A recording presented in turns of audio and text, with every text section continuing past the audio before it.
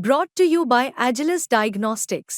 Health test की बात आती है तो मैं भरोसा करता हूँ India's largest diagnostics company Agilus diagnostics. खुद को टेस्ट करते रहो। नमस्कार, आप देख रहे हैं क्राइम तक। मैं हूँ अश्विनी सिंह। हरियाणा के 2 जगह से 72 घंटे में 2 नाबालिग बच्चियों से कुछ ऐसे जघन्य अपराध को अंजाम दिया जाता है जिसके बाद उनकी लाश खेतों में मिलती है।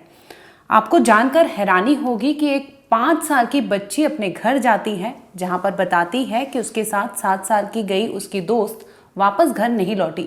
जब माँ बाप पूछते हैं कि आखिर क्या हुआ था, इस पर 5 साल की बच्ची एक ऐसे शख्स का नाम लेती है जिसके बाद घर वाले भी दंग रह जाते हैं कि आखिर ऐसे कैसे कोई अपना ही पड़ोसी ऐसे अपराध को अंजाम दे सकता है, वो भी माइनर बच्चियों के साथ। दरअसल होता यूँ है कि हरियाणा के यमुनानगर की बात है जहाँ पर 2 बच्चियाँ दोस्त होती हैं आपस में, ये घूमने के लिए जाती हैं। इनके साथ राजेश नाम का शख्स होता है क्योंकि वो पड़ोसी था, जिसकी वजह से ये बच्चियां उसके साथ हो लेती है। अब ये घूमने के लिए निकल जाती है। पहले वो ले जाता है गुरुद्वारे पे ये बच्चियां जाती हैं, दर्शन करते हैं। इसके बाद उन्हें बोलता है कि चलो हम अमरूद खाने जाते हैं। अमरूद खाने के बहाने उन बच्चियों को वो ले जाता है, जिसके बाद एक बच्ची को घर जाने के लिए कह देता है। वो 5 साल की बच्ची वापस अपने घर के लिए लौट जाती है, लेकिन उसके साथ जो 7 साल की बच्ची होती है उसे लेकर वो शख्स आगे बढ़ जाता है। अब जैसे ही बच्ची घर पहुंचती है, मामले की सूचना घर वाले को देती है, वैसे ही पुलिस को सूचना मिलती है और पुलिस फौरन इस केस को खंगालने में जुट जाती है। एक दिन तक तो पुलिस को कोई खबर नहीं मिलता। 18 सितंबर की बात है, जब दोपहर 11 बजकर कुछ मिनट की बात थी। 11 बजे से लेकर 12 बजे तक का सीसीटीवी खंगाला जाता है, जिसमें सामने आता है कि गुरुद्वारे में वो शख्स दोनों लड़कियों को लेकर अंदर जाते तो दिखाई देता है। कुछ ही मिनट बाद वो बाहर निकलता है और बाहर निकलता है तो वो गुरुद्वारे से सटे जंगल के इलाके में वापस चले जाता है। अब पुलिस उस इलाके में जाती है, खंगालने लगती है। गुरुद्वारे में मौजूद लोगों से पूछताछ करने लगती है कि क्या वो शख्स को देखे हैं। इस पर जानकारी कुछ नहीं मिलती, जिसके बाद वो डॉग स्क्वाड टीम को बुलाती है और खंगालने में जुट जाती है कि कैसे भी उस 7 साल की बच्ची का कोई तो जांच पड़ताल हो सके या कोई तो सुराग मिल सके, जिससे पता लगाया जा सके कि वो बच्ची इस वक्त कहाँ है। अब पुलिस जंगल में जाती है, अपने डॉग स्क्वाड टीम के साथ खंगालने लगती है तो पुलिस चौंक जाती है कि वहाँ पर बैठा दुबका आरोपी मिलता है। अब पुलिस आरोपी तक तो पहुंच जाती है, जिसके बाद आरोपी से पूछताछ करती है कि तुम्हारे साथ 7 साल की बच्ची आई थी, वो कहाँ है। इस पर वो कुछ नहीं कहता, लेकिन पुलिस जब उसे जोर करके पूछती है तो वो खुल जाता है और बताता है कि आगे जंगल में मिट्टी में उसने एक लाश को दफन किया था। अब पुलिस उसके जब वो सबूत ऐसे बोलता है तो पुलिस उसे खंगालते हुए उस जगह तक जाती है, उसे ले जाती है कि आखिर बताओ कि तुमने कैसे कुछ क्राइम को अंजाम दिया था और वारदात कहाँ करके तुमने उस लाश को दफन किया था। अब पुलिस के साथ ये शख्स वहाँ जाता है, बताता है। जब वो पुलिस वहाँ पे मिट्टियाँ खोदने लगती है तो पता चलता है कि अंदर से एक बच्ची की लाश बरामद होती है। आपको जानकर हैरानी होगी कि उस लाश पर कीड़े रेंग रहे थे, उस लाश को कीड़े खा रहे थे। उसकी लाश जो थी बहुत दयनीय अवस्था में थी, बहुत बुरी हालत में थी। जिसके बाद पुलिस उस बच्ची की बॉडी बाहर निकालती है और देखती है तो उसकी आंखों पर भी कई जख्म होते हैं।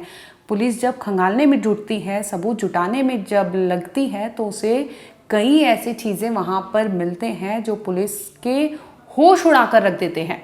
दरअसल आपको बता दें कि आरोपी जो था उस बच्ची के साथ दरिंदगी किया था। दरिंदगी करने के पहले भी उसने उस बच्ची के आंखों पर मोबाइल से कई बार वॉर किया था, जिससे उस बच्ची की एक आंख जख्मी हो गई थी, बुरी तरह से जख्मी हुई थी। और जब वो बच्ची की लाश को देखते हैं तो शरीर के कई पार्ट से खून निकल रहा था और इसके साथ ही बच्ची की आंखें बहुत बुरी अवस्था में थी। और जिसके बाद लाश को बरामद करती है पुलिस तो कई ऐसे साक्ष्य वहाँ पर मिलते हैं जो उस आरोपी के खिलाफ ही साबित होते हैं। दरअसल जो आरोपी है वो नरेश था और बुढ़िया थाने के अंतर्गत रहता था, जिसके तहत पुलिस उसे अरेस्ट करती है और पूछताछ करती है। तो ये इस वारदात का खुलासा होता है, जिसमें वो बताता है कि हाँ, उस बच्ची के साथ वो गया था जहाँ पर उसने एक खेत में ले जाकर उसके साथ गंदा काम किया था। इसके साथ ही मोबाइल से उसके आंखों पर इतने गंभीर चोटें दिए थे कि एक आंख उसकी बुरी तरह से खराब थी। और इसके साथ ही जब लड़की की आवाज़ नहीं रुकती, उसकी चीख पुकार नहीं रुकती, तो ऐसे में वो लड़की के फ्रॉक को ही हथियार बनाता है और उसकी फ्रॉक की मदद से ही उसे मौत के घाट उतार देता है। अब उसे समझ नहीं आता कि इस लाश के साथ क्या करे, तो ऐसे में वो जंगल में उसकी बॉडी को दफन करता है और ऊपर से मिट्टियाँ डाल देता है, जिसकी वजह से मिट्टी में मौजूद सब कीड़े मकोड़े जो थे उस लाश को ख़त्म करने में जुट गए थे। बहुत बुरी अवस्था में लाश मिलती है, जिसके बाद पुलिस आरोपी नरेश को गिरफ्तार कर लेती है और उसने बताया कि हाँ, धान के खेत में उसने बुधवार 18 सितंबर को इस वारदात को अंजाम दिया था। अब दूसरा केस बात करेंगे, ये भी हरियाणा के यमुनानगर का है, जहाँ पर 6 साल की बच्ची अपने पड़ोस में रहने वाले राजेश नाम के शख्स के साथ घूमने गई होती है। अब घूमने जाती है, इस दरमियान उसके दादा ने तो देखा होता है, लेकिन घर वालों को किसी को भनक नहीं होती कि वो राजेश के साथ घूमने गई है। अब वो राजेश के साथ आगे निकल जाती है, जिसके बाद राजेश उसे तो किडनैप कर लेता है घर से, और इसके बाद किडनैप करने के बाद वो ले जाता है और गन्ने के खेत में, जहाँ पर वो उस लड़की के साथ भी वो दरिंदगी करता है। दरिंदगी के बाद उसे मौत के घाट उतार देता है। जब लड़की अब अगली नेक्स्ट डे घर नहीं पहुँचती, उस रात नहीं पहुँचती, तो ऐसे में घर वाले पूरे गांव वालों को बताते हैं। गांव वाले मिलकर जगह जगह ढूंढने लगते हैं। तो इसी दरमियान उन्हें एक बॉडी मिलती है, बॉडी के पास एक चप्पल मिलती है। चप्पल को देखते हुए उसके दादा पहचान जाते हैं कि ये चप्पल किसी और की नहीं बल्कि उनके घर की बेटी की ही है। 6 साल की वो मासूम बच्ची की थी। जिसके बाद परिवार वहाँ टूट पड़ता है, देखता है लाश की हालत देखकर उनके भी होश उड़ जाते हैं कि इस तरह से बच्ची के साथ किसने क्यों किया होगा। तो खबर मिलती है कि जो एक मेडिकल संचालक होते हैं उनसे खबर मिलती है, टिप मिलती है कि उनकी बच्ची को राजेश के साथ वो घूमते हुए देखे हैं। जिसके बाद पुलिस को सूचना मिलती है और पुलिस वहाँ मौका वारदात पर पहुँचती है। तो पता चलता है कि वो राजेश के साथ ही गई थी और पुलिस उसे गिरफ्तार कर लेती है। और उसने बताया था कि हाँ, वो शव को गन्ने की खेत में दरिंदगी के बाद छोड़ा था। इसके बाद घास फूस से शव को ढक दिया था ताकि कोई उसे पहचान ना पाए, उसकी शिनाख्ती ना हो। और लाश को वो गंभीर रूप से घायल कर चुका था ताकि कोई भी उसे पहचान ना सके। लेकिन चप्पल वहाँ मिलता है, जिसकी वजह से उस बच्ची की, उस मासूम की तलाश पूरी होती है। जिंदा तो नहीं लौटती, लेकिन मृत अवस्था में ही आखिरकार परिवार तक पता चलता है कि उस बच्ची के साथ राजेश नाम का उसका पड़ोसी ही दरिंदगी करता है और उसके बाद लाश को उस गन्ने के खेत में फेंक आता है। तो ये 2 केस थे जिसमें राजेश यानी 27 साल का राजेश जो आरोपी था, उसने 6 साल की मासूम बच्ची के साथ दरिंदगी की और दरिंदगी के बाद गन्ने के खेत में उसकी बॉडी को डंप कर दिया था। वहीं दूसरी ओर बता दें कि 30 साल का नरेश था जो शादीशुदा होने के बावजूद उसने अपनी एक बच्ची को वहाँ से उसके इलाके के बच्ची को किडनैप करता है। 2 बच्चियों को किडनैप करता है, लेकिन एक को वो घर जाने के लिए कह देता है और दूसरी के साथ वो ले जाता है जंगल में, दरिंदगी करता है। दरिंदगी के बाद उसे बुरी तरह से जख्मी करता है।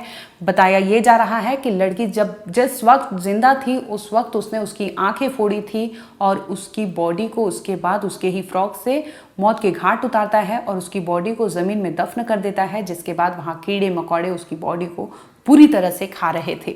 फिलहाल इस दोनों मामलों में पुलिस ने आरोपी को गिरफ्तार कर लिया है, जांच पड़ताल चल रही है। लेकिन सोचने वाली बात है कि इस तरह से 2 मासूमों को 72 घंटे के भीतर रेप के बाद मौत के घाट उतार दिया गया था।